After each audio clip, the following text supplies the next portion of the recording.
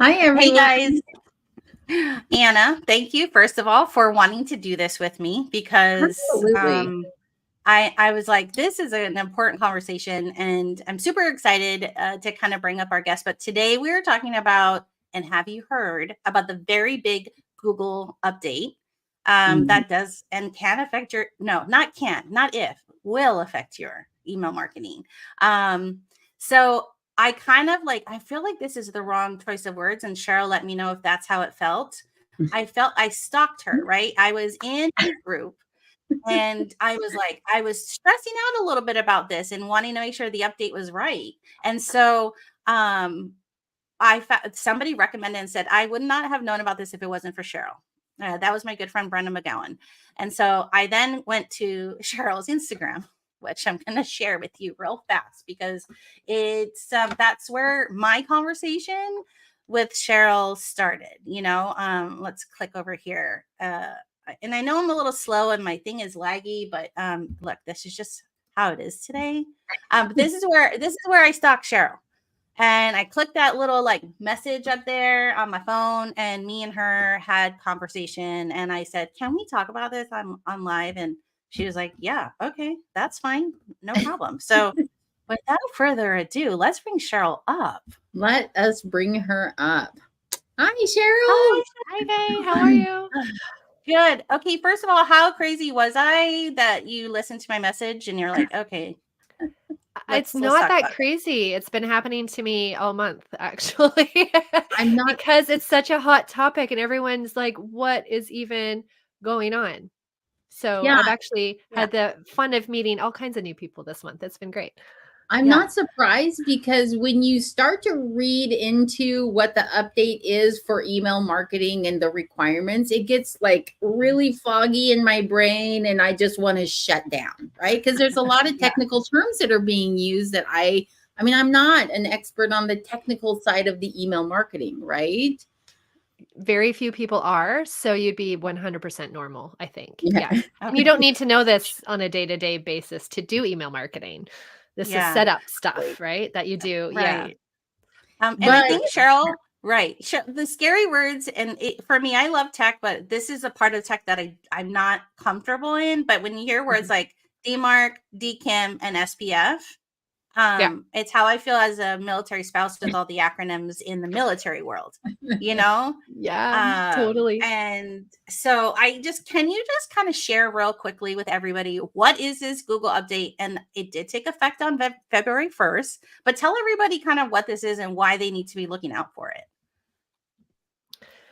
Well, there's a lot of backstory to why they're doing it, but like in a nutshell, they're trying to prevent spam because since like around 2019, the amount of email we sent has more than doubled. And then they find that 50% or more of that is actually spam. So what's happening then is people the background of it, they say they're trying to help us out, right? But Google's a business. They don't really care about my inbox or your inbox. It's going to result in cleaner inboxes for all of us. It's going to be a good thing.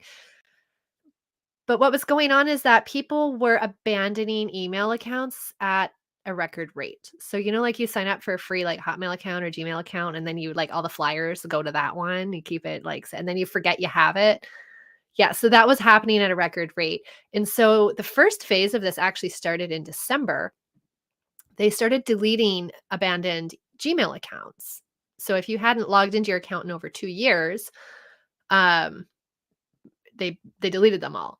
So that if you hadn't cleaned your email list in a while and you had some of these accounts on your email list, you're going to get a large amount of hard bounces all of a sudden.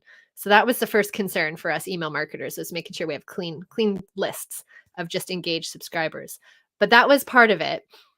And so they're just ramping up anti-spam measures more than ever before. And that's ultimately a good thing for all of us. But as marketers, we have to like learn to play that game because sometimes we accidentally look like spammers when we're not, right? It's really easy to fall into spam patterns because what Google and Yahoo think is a spammer and what we think is a spammer is not the same thing, right? We think of like phishing emails where they're like, when you put your credit card in, or like somebody died and you inherited money, just give us your credit card, like that kind of stuff.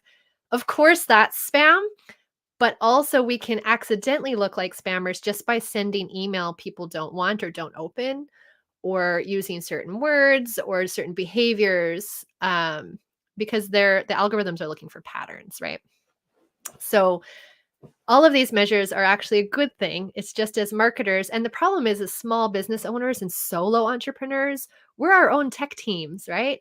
So for us, this feels like a big scary thing, but in actuality, it's going to be good. We just have to sort of get through the requirements and making sure that we're compliant going forward.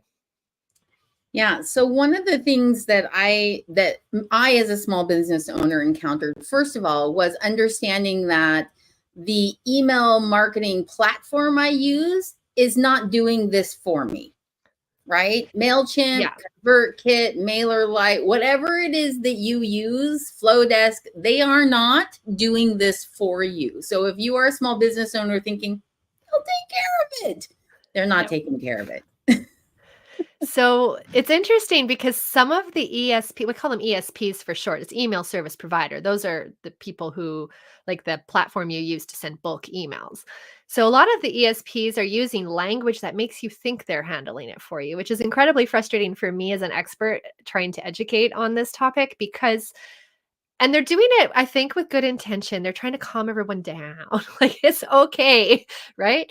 And I think that's the angle they're coming at it with, like ConvertKit. Kajabi said that they would handle it for people. Like, don't worry, you don't have to do anything. And that infuriates me because you do have to do something, because Kajabi can only help you with Kajabi. They have no idea where else you send email in your business. You're responsible for your whole brand. And so I think some people are under a false assumption that, oh, I did the thing with my main ESP. Now I'm good. Yeah, Cheryl, And that's they such an forget. important distinction, that it's not Mhm. just one avenue, it's your entire brand and Yeah. all the email that you're sending. Yeah. So let me clarify, because I don't think and make it really clear for your listeners, because they're like, what are you even talking about? So what the changes mean, all of those acronyms have to do with what we call authenticating your domain. And what that means, your domain is like mine would be at CherylRerick.com. It's like your website, or the last part of your email address, the domain that you own. So before, when you sent emails through your ConvertKits, your Active Campaigns, your Kajabi, whoever you're using, your MailerLite, whatever, if you didn't have that set up, it wasn't required. It was always best practice to have it, but it was never required before. And so what you were doing, if you didn't have this, was you were just borrowing their reputation. So when you send an email, you were borrowing ConvertKit's reputation or Active Campaign's reputation. So it's like when the servers change hands, Active Campaign takes the email to the recipient's like Gmail and says, "Hey, I'm Active Campaign. I have an email from Cheryl to Selena and Anna." Uh, and then the Gmail be like, do some security checks and spam checks. And they're like, okay, so Active Campaign says Cheryl's cool, so we'll accept it. Like, or Active Campaign has like a good reputation, so we'll take that email. So now what Google and Yahoo are doing is making us ride on our own reputation. We have to have our own domain reputation. So now when that exchange happens, they want to look at Cheryl and be like, hey, do people like Cheryl's emails? Do they open them? Does Cheryl follow the rules? And can she prove with ID who she says she is? So she's not someone pretending to be Cheryl. Because it happens more than we realize. Phishing emails is the hackers like use your email to send spam. So it looks like you're spamming. They like hijack your email. So these measures protect your brand. So I know it feels scary and like hard, but you're really just putting security for your brand name, which is a really good thing to do. And so that's sort of the main way to understand this change is like, now you have to prove who you say you are when you show up with an email for people's inboxes. And that's what all those letters mean. Yeah. No. Right. Deacon, SPF, ESP. I mean, I didn't even say that earlier, but that's another acronym, right? You want me to break the acronyms down? Well, no, Do you want me to explain them can. easily? Yeah, let's do that. But look, here's what I'm going to do, guys. I also want to share, and this is how I learned about it, is I took actually Cheryl's free webinar and kind of learned about this, the importance of it. And I'm going to actually share her link so you can actually do and take it as well, because I think it's really important. Like, no joke. educate yourself about your business, because I think Cheryl just said it, right? It's part of, right? See, look, Pink Wear Angels is a cancer nonprofit. Can you imagine if like they don't get their stuff together, like that they can't send out their emails to their donors and sponsors, and that would just suck. So it is important to know, and it's not easy, but it's doable, right? Yeah. Okay. Yeah, it's actually like all it is copying and pasting some lines of code into Yeah. your DNS records, which is like where your website records are. Yeah. So the process of doing it is not complicated. The complicated part is understanding what you're doing and Yeah. making sure and Yeah. figuring out what exactly you need to do. Because like I said, you're responsible for your brand. Well, guess what? We're all different. We all use different apps in our business. Yeah. So Yeah. there isn't really a cookie cutter way. And so that's the Yeah. challenging part, is the understanding part. And that's what I'm trying to help everyone figure Yes. out. Okay. Lay out those acronyms real quickly. Okay. And don't I'm worry if gonna you give you don't the remember quick it, version. guys. Yeah. Yeah. I'll give you the quick version, but I go into it much better in my free class, my free webinar, because we have more time there. But SPF is your approved senders list. Think of it as a list of all the places you've given the rubber stamp, they're cool to send email from my brand, right? Like, yes, I allow Google Workspace to send email from me.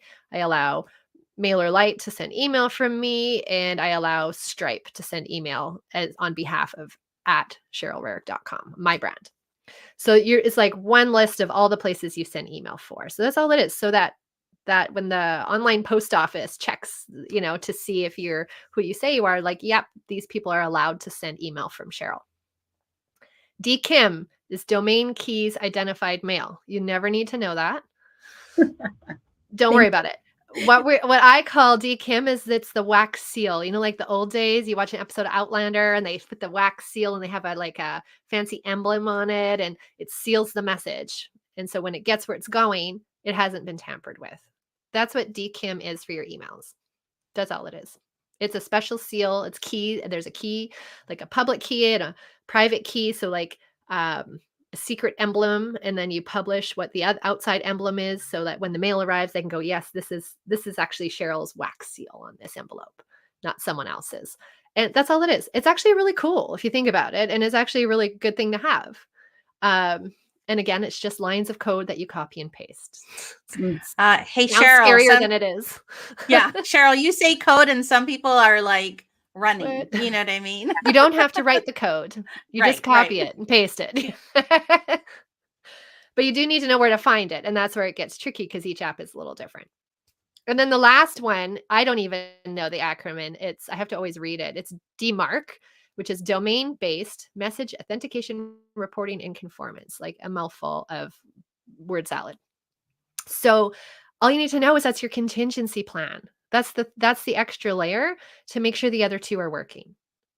And it's the policy you set. You tell them what to do with your email if the other two fail. So the point of all of this is to protect your brand. So if someone is pretending to be you and they don't have the other measures in place, what do you want them to do with it? Do you want them to put it in the spam folder? Do you want them to reject it completely? Or do you want them to do nothing and just like report on it and let you know what's going on? So it's just a contingency plan, but you get to decide what that plan is. And where people get in trouble, I think, with, we were talking about how the ESPs sort of say, oh, no, you're good, it's fine, is that you can actually block your own messages. So if you put that in place and you've only done ConvertKit or Kajabi or your, the main place you send email, and you haven't done the other places like Google Workspace or Stripe or Shopify or wherever else you send email from, if you're not including those in that approved senders list, or you haven't put any wax seals on that, and then you do the contingency plan, the DMARC one, you're basically telling them to put your own emails in spam if you haven't done all the work properly. So I think that's the piece people are missing sometimes when they're not understanding how these things actually work in the back end. And let me tell you, a little bit of knowledge goes so far. I'm getting a ton of feedback inside my workshop course that once you understand what these are, it becomes so much easier to do the work of implementing it, because it's not mysterious, right? So a little bit of learning goes a long way.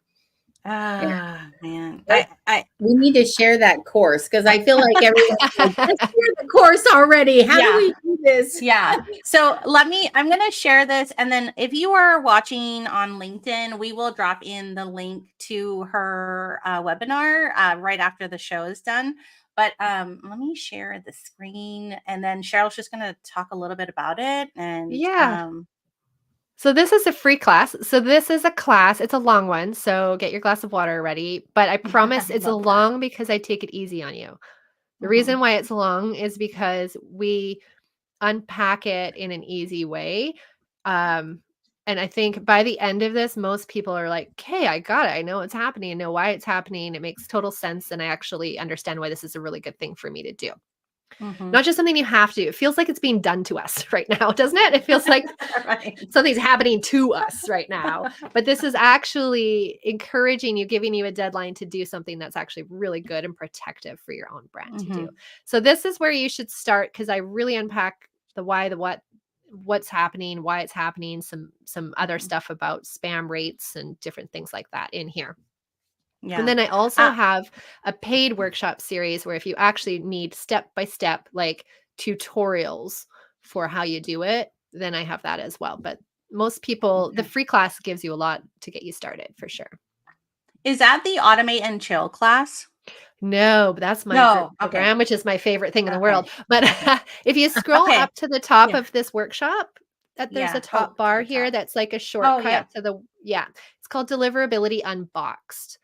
And it's $197, 6 workshops. We've had 5 already. They're not live. It's all recorded. So you do it at your own pace. And they're broken into small consumable videos. But this is the whole like tutorials for all the platforms. If your platform's not in there, let me know. I'll record one for what you're using. And it's this is for people who are like, okay, but how exactly? Like, how do I piece this together for me? Because we're all different, right? Yes. Yeah. Yes. But the free class will explain everything. So you'll have a clear understanding. And a lot of people, once they have that, that's all they need. So there's both options. Okay. I love that. I love that. Options. Yeah. Some people will need that step by step, and others are just like, just explain it to me so I know where to even get started at. Right. Yeah. Well, I came into this by accident. I'm a certified deliverability expert, and I have been for about a year. So I've been studying this stuff. Has been in my world already. So when this happened, I was in a position to understand the scope of what it was. And this announcement was made in October, and you didn't hear nothing about it from most apps until January, right? So I knew immediately that this was going to be a really big learning curve for my community of solopreneurs, course creators, coaches, people who are their whole tech team, right? Like big companies, they've had this in place a long time, or they know exactly what it is, but it's our community that is going to be most affected because why would we know that? Right? Like, why would you know these things? You wouldn't. Why would you know that? Exactly. Yeah. So I went on when I came out with that free class, it wasn't a launch per se. I wasn't intending to ever sell a course on this or, it wasn't in my plan. So it wasn't a webinar that's like a sales webinar, like a launch webinar. It was like, here to try and help my community. And yes, I will offer paid service if you want help, but it was never from that perspective. I just really want everyone's email list to be safe because it's our livelihood, right? It's how we make money. No, 100%. And look, I sold this hey Cheryl, can I have some of your time, letting her know just 10-15 minutes. But I just wanted to make sure I shared this resource. And there was I talked to if look, a lot of you guys also are marketers and you work for clients, and there also Cheryl had mentioned that there is someone she would refer company or a company out to should you need assistance with this. If this is not in your bandwidth or your skill set, Cheryl actually recommended something to us backstage that I know I'm going to push on to my client. So as soon as we're done, because funny enough, when we were backstage, I had just told Cheryl, I just got an email from one of my clients with the biggest list that I manage. And he's like, hey, what's our next steps here? So so you want someone to just do it for you. You're like, listen, Cheryl, I not even deal. Understandable. That's totally cool. So in that, I still would encourage you to watch the free class, Oh, actually, even if you don't 100%. want to do it for yourself, because Mhm. as business owners, this is the new world of email marketing, and you really need to have a baseline understanding, and then you can hire out Yeah. the actual doing if you want to. Yeah. So in that class, my friends at Email Smart, they're the people who trained me, the Mhm. absolute experts. They've been doing this for 20 years. They are my partners in this project, and they do have an agency that can take care of the done for you. It's linked once you get into the webinar. That's them, Adrian and Evan. They have an agency that does this. So once you get into like the class watch page with the video, there's a link on there, and there's also a link on the workshop page at the very bottom if you're like, "Listen, just do it for me," to their Yeah. done for you services. I can get you a direct link though too Yeah. after if you like. Um, Yes. but I would still recommend you watch the class just to understand what you're hiring out Mhm. Yeah. Yep. so you know what's No, going on. Yeah. yeah, I think honestly, if you are in marketing and email is part of your what you do, this is Mhm. still a very important class. Honestly, like I've been doing it a while, and I still learned so much from this. So I feel like I can walk a little bit more confidently. I still don't want to do it, Cheryl, but That's okay. That's I have okay. some knowledge that I can explain to my client. Hey, this is what we got to do because of this, this, and this. And Yeah. I found a company because Cheryl is awesome like that. So, Yeah. Yeah, so there's 2 options. You can hire it out to be done, but if you have mhm, service providers listening who do email for clients, if yeah, you take my workshop series to learn it for yourself, I'm okay with you using that for your clients as well. okay, Like, got it. I may not be able to answer every question on behalf, like, if you have 20 clients and you're coming at me hmm with, like, detailed specific questions for everyone, because I Right. do Yeah. a lot of looms inside of the workshops for people with Yeah. specific questions. Okay. So I can't, like, coach each and every one of your clients, Yeah. but, clarifying questions about how it all works and stuff, I'm fine with people Okay. That's taking a that to learn to provide a service as well. That's Yeah. fine with me. That's a Yeah. beautiful bonus, like, add-on offer, Cheryl. So thank you for being willing to do Yeah. that for people that need that extra and wanna help their clients through that process. So that's Yeah, awesome. it's a lot. It's a Yeah. lot It right is a now. No. lot. It So is Yeah. a one lot. word Thank you. about the Yeah. deadline. Let's clarify Yes. that Oh because yeah. things Let's are do that. changing in real Yeah. time as we're going here. The deadline was February 1st, right? This was Yeah. like we were 5 days joking, ago. Yeah. email get in or whatever. Yeah. It Yeah. starts on February 1st. So Google and Yahoo have actually decided to roll it out a lot softer than originally we all thought they would. It'd be cool if they gave us notice about that, but whatever. So right now, as of February 1st, if you're sending emails that are not authenticated, when we say authenticated, we mean have those codes on the back end. Yeah. You may see error codes right now. They said on a portion of emails, they're going to start issuing error codes. So a portion. We don't really know who, what, where, what. So keep an eye out for that if you see any weird error codes come in, and that's what that is. But they've Okay. moved the hard deadline to April. So it's giving Mm, everyone a little bit more time to get organized. But come okay. April, your emails will just be flat out rejected. So it's not something, don't think April and go, oh, I Yeah. have until No April. time. You No. don't. Now. You have February to do it, March to fix any problems. And then that's it. So now is the time to Yeah. handle it. But if you're like, what? Wait, I haven't heard of this yet. Did I miss the deadline? And can I not send email? No, you can send email. Just keep an eye out that you may see some issues, and if you do, that's what that is. Yeah, But keep and just working on it. from a perspective of somebody who receives a lot of emails, right? And sends a lot of emails. I've had emails that have bounced back that have said, no, you Mhm. can't, these are being rejected. And I've received some very interesting emails that said, so and so tried to send you this, but we consider it malware or mal Oh, that's something. unrelated, interestingly Oh, enough. You is want to hear it? that drama? Oh, I thought it was from this DMARC thing, but Bec- okay, different because it was the conversation. same weekend. Yeah, it happened at the exact same time. So I think everyone thought that was what it was. That was specifically with MailerLite, the company MailerLite. They actually had a breach last week.